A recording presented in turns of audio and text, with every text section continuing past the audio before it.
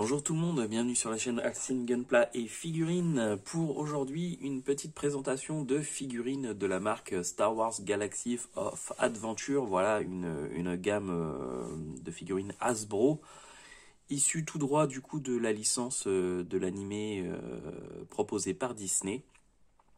Donc on a deux figurines qui normalement, voilà, c'était au prix de 10,90 €. On les a trouvées à Carrefour par hasard, moitié prix, à 5,45 €. Voilà, donc on les a pris pour mon fils, puisqu'il aime bien, les petites figurines de Star Wars pour faire un peu comme papa avec les Black Series. Voilà, donc là c'est pas des Black Series, mais elles sont pas mal ces figurines, elles sont bien articulées, visuellement très sympa. Donc on va voir ça ensemble. Alors, au niveau de la boîte, on a une boîte assez sympathique, hein, avec du coup un encart qui permet de voir la figurine à l'intérieur de la boîte. Un visuel issu tout droit de l'animé. On va nous montrer ici les spécificités. Donc là, par exemple, Ahsoka, elle peut tourner un peu comme les Masters of the Universe, hein, avec un système d'élastique, hein, qui va renvoyer, elle va faire un retour de force, donc comme si elle donnait des sabres laser. Et puis lui, en ce qui concerne le Clone Trooper, lui, il va lever son bras tout seul pour brandir son arme. Voilà. Derrière, écoutez, on va voir pareil, hein, une petite image issue de l'animation. Et puis c'est tout, ça s'arrête là. Voilà. Allez, ce que je vous propose, c'est de sortir ces figurines de leur boîte et puis de voir ensemble ce que ça donne. Et voilà donc ce que donnent ces figurines une fois sorties de leur boîte. Donc moi je les trouve quand même assez sympas, elles sont finement détaillées. Je trouve les couleurs bien cool, hein. On a bien l'impression qu'elles sortent tout droit du dessin animé. J'aime beaucoup le Stormtrooper, hein, de Ashoka. Il est très sympa. Moi j'aime bien, je le trouve très cool.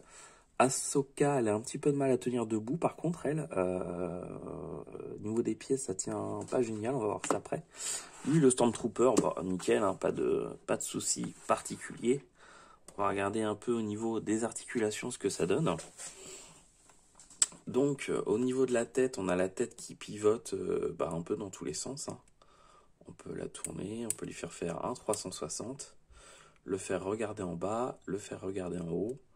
Voilà. Au niveau des bras, on va avoir une articulation au niveau de l'épaule qui va permettre de tendre le bras de cette façon-là. On va pouvoir également le faire tourner à 360. On va avoir une autre articulation au niveau du coude qui va permettre de plier le bras. Voilà. Et puis au niveau de la main également, une articulation qui permet de tourner le poignet. Voilà. Au niveau du torse, on va pouvoir du coup le faire pivoter à 360 si on a envie. Voilà. On a une articulation au niveau du haut des cuisses qui permet du coup de tourner la jambe de cette façon, d'écarter, faire un grand écart si on a envie.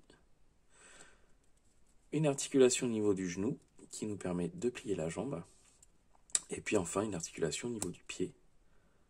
Voilà. Donc franchement, pour une figurine à 10 €, on est vraiment pas mal niveau articulation. Il y a quand même pas mal de possibilités. Et puis donc celui-là, lui, il a un petit retour de force au niveau du bras. Alors attendez, que je me souvienne. Tac, tac, tac. Voilà, l'enfant peut baisser un des bras pour, hop, lancer. Alors après, on peut le régler comme on veut.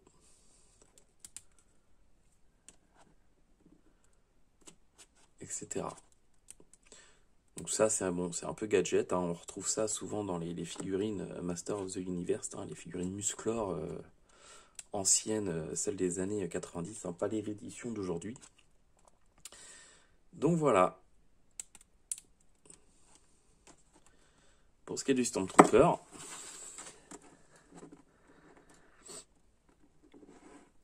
et en ce qui concerne Ahsoka, on a exactement les mêmes articulations, hein. On va avoir l'articulation au niveau du cou, qui permet de tourner la tête comme on veut. Elle va avoir plutôt un retour de force au niveau de la taille.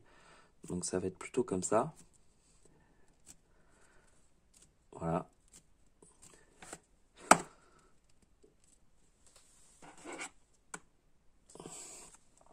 Pareil au niveau des bras, hein, articulation au niveau de l'épaule, du coude et du poignet, qui permet vraiment d'orienter comme on veut, hein.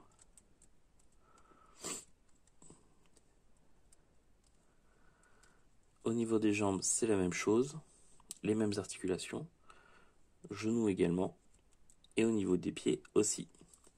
Alors juste à Soka, voilà, je trouve qu'elle a un petit problème d'équilibre au niveau des pieds. Elle tient assez mal sur ses pieds. Voilà. En fait, les jambes sont vraiment très fines par rapport au reste du corps, et du coup, ça crée un contrepoids. Et du coup, on a du mal à la faire tenir. Bon, après, voilà, ces figurines-là, elles sont plus pour jouer pour un enfant que vraiment pour l'exposer dans une vitrine. À moins vraiment quelqu'un qui veut faire la collection de cette gamme-là. Voilà. Bon, après, il y a toujours moyen. Au pire, on met de la pâte à fixe sur les pieds. Les armes, effectivement, j'en ai pas parlé, mais on peut tout à fait les enlever et les remettre comme on veut. Pareil pour le Stormtrooper, hein, c'est la même chose.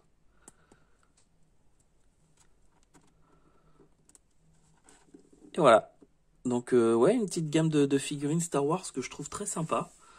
À petit prix, hein, puisque bon, même ceux-là, je les ai payés 5 €, mais normalement, elles étaient à 10 €. Donc ça va pour un enfant entre 7 et 10 ans. Je trouve que c'est correct pour qu'il puisse jouer avec sans avoir peur de les abîmer ou quoi que ce soit.